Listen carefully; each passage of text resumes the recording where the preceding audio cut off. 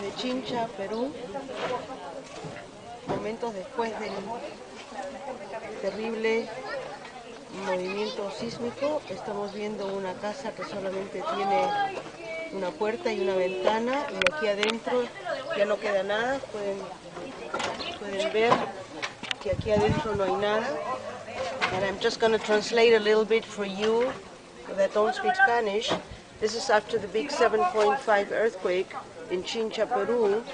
We're seeing a home that only has remaining a window and a door, and there's no house inside.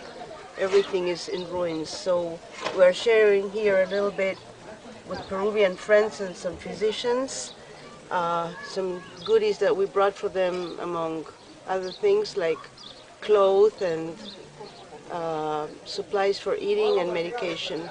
God bless them. Thank you.